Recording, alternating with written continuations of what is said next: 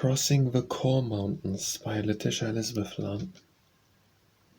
He was the first that ever crossed those pale hills with the snow, whose summits in the clouds are lost, from whence the cold rills flow.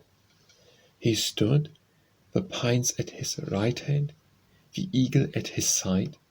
He fought upon his English land, and Solitude replied. How strange it must have been to hear our own familiar tongue, bringing its home and childhood near those mountain tops among. Within that English traveller's heart what deep emotions stirred, as talked their little band apart, each with an English word.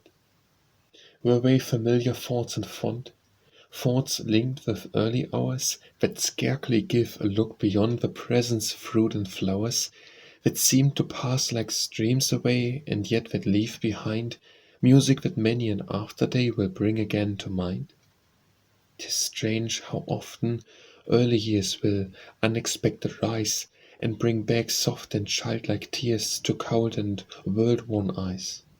Soft voices come upon the wind, old songs and early prayers, and feel how much of good and kind our very life still spares.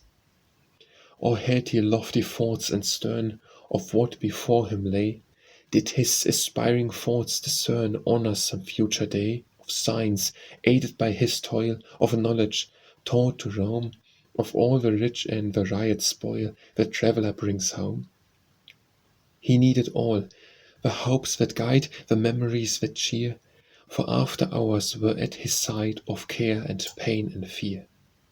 His was a hard and weary lot, his hour of wandering past.